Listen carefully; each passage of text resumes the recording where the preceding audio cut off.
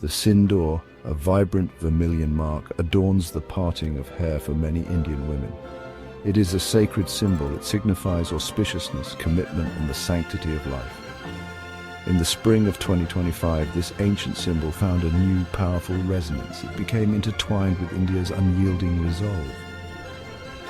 Operation Sindoor was not merely a military code name. It was a declaration. It was a statement that India's forbearance, often mistaken for weakness, had its sacred limits. The operation represented a bold awakening, a nation drawing a line in the sands of time, colored with the vermilion of determination and justice for its people. This was not an act of aggression born out of impulse. It was the culmination of decades of strategic patience. India, a civilization that has weathered countless storms, has always preferred the path of peace. Yet this ancient land also understands the necessity of protecting Dharma, of upholding righteousness. When the forces of terror, nurtured and dispatched from across its borders, struck with impunity, a response became inevitable. Operation Sindoor was that response. It was a carefully calibrated action, embodying both the fierce protectiveness of a mother safeguarding her children and the strategic acumen of a seasoned warrior. Now, India's strategic thought is not a recent import. It is not a mimicry of Western doctrines. It flows from a deep, indigenous wellspring of wisdom. The Artha Shastra, authored by the sage Chanakya over 2 millennia ago, remains a profound guide. It speaks of statecraft, diplomacy, intelligence, and warfare with unparalleled clarity. Chanakya's teachings emphasize strategic patience, but also the imperative of decisive action when the state's interests are threatened. Operation Sindoor was a contemporary manifestation of this ancient wisdom. It reflected Chanakya's counsel on protecting the realm through a combination of Sama, conciliation, Dana, gifts, Beda, division, and Danda, force, with Danda being the ultimate resort. The Artha Shastra meticulously outlines the principles of state survival and prosperity. It advises a ruler to be ever vigilant, to build alliances, and to possess a strong military. Yet it also cautions against reckless aggression. War, Chanakya taught, should be the last option, employed only when all other avenues have been exhausted. This philosophy of strategic restraint, followed by decisive force when necessary, was clearly visible in India's handling of the provocations leading up to Operation Sindoor. The serene Baisaran Valley in Pahalgam became a scene of horror on April 22, 2025. Terrorists opened fire on unsuspecting civilians, shattering the peace of the valley. 26 innocent lives were brutally extinguished. This was a deliberate assault on India's pluralistic fabric. The attackers from the resistance front sought to instill fear and provoke chaos. The news from Pahalgam sent shockwaves across India. A wave of grief and anger swept the nation. In the days following the horrific Pahalgam attack, India entered a period of intense deliberation. This was not a time for rash decisions or knee-jerk reactions. The government, led by Prime Minister Narendra Modi, engaged in high-level consultations involving military leadership, intelligence chiefs, and key cabinet ministers. The weight of strategic restraint, a hallmark of India's foreign policy for decades, was palpable. Every option was carefully weighed, every potential consequence meticulously analyzed. The nation watched, holding its breath, understanding the gravity of the moment. India's leadership was acutely aware that any response carried the risk of escalation, a prospect no responsible nation takes lightly. The strategic patience India had displayed over years, despite numerous provocations, was not a sign of weakness. It was a testament to its maturity as a global power, its commitment to regional stability, and its preference for peaceful coexistence. However, the sheer brutality of the Pahalgam massacre, targeting innocent civilians, signaled that the architects of terror had misinterpreted this patience as impotence. On the night of May 6, 2025, Operation Sindoor commenced.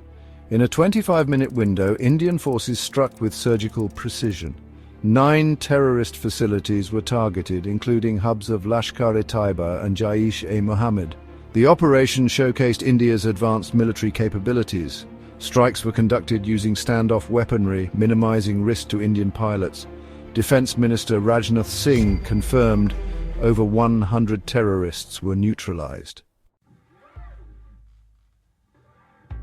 Operation Sindoor stands in stark contrast to the military doctrines often employed by other global powers, particularly those involving carpet bombing or widespread destruction leading to significant civilian casualties. India chose a different path, one rooted in precision and a deep-seated ethical consideration for innocent lives. The surgical nature of the strikes was paramount. The objective was not to inflict collective punishment or to engage in punitive expeditions that devastate entire areas. Instead, the focus was laser-sharp to neutralize specific terrorist camps and leadership, thereby disrupting their ability to launch attacks against India. This approach reflects a uniquely Indian perspective on the use of force. The meticulous intelligence gathering, the choice of advanced precision-guided munitions, and the operational tactics employed all underscored this commitment to minimizing collateral damage. While Pakistan claimed civilian casualties on its side, India maintained that its targets were exclusively terrorist infrastructure, deliberately located away from civilian populations where possible. This careful distinction is crucial. It highlights a doctrine that values human life, even in the context of retaliatory action. In moments of national crisis, the true character of a nation is often revealed. Operation Sindoor provided such a moment for India. Beyond the strategic and military success, the operation highlighted a remarkable degree of national unity. Political differences, often vibrant and vocal in India's democratic landscape, were largely set aside in the face of a common threat. One of the most significant endorsements of the government's actions came from an unexpected quarter. Shashi Tharoor, a prominent voice of the opposition and a respected figure on the global stage.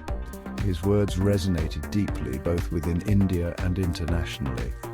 During his global outreach engagements, Tharoor, known for his nuanced and often critical perspectives, unequivocally praised Operation Sindoor. He stated, "Terrorists targeting India now realize they will have to pay." This was not mere political rhetoric, it was a powerful affirmation of a unified national stance on matters of security and sovereignty. Operation Sindoor marked a significant milestone in India's journey towards true strategic autonomy. For too long, India's responses were tempered by a desire for Western validation. This operation signaled a clear departure. India acted decisively based on its own threat assessment and capabilities. It was an assertion of self-reliance and national interests. India engaged in diplomatic outreach from a position of strength. Communication emphasized India's preparedness for resolute retaliation. The strikes were focused and precise. India informed the world of actions taken in self-defense. This newfound assertiveness reflects a changing, confident India. Operation Sindoor, while a powerful display of India's military might, was ultimately rooted in a deeper civilizational principle, the protection of Dharma. Dharma, in this context, encompasses righteousness, justice, and the moral order that sustains society. India has always been a proponent of peace, a land that has offered refuge and philosophical guidance to the world for millennia. Its message remains one of Vasudhaiva Kutumbakam. The world is one family. However, this commitment to peace does not imply passivity in the face of unprovoked aggression and terror. True peace, as ancient Indian wisdom teaches, can only be secured when it is protected by strength. The operation sent an unequivocal message. India cherishes peace, but it will not hesitate to wield its strength to defend its people and its territorial integrity. The precision strikes were a shield, not a sword of conquest. They were designed to deter those who seek to disrupt India's harmony and progress through violence. This is the essence of India's emerging security doctrine, a peaceful disposition backed by credible and decisive deterrent capabilities.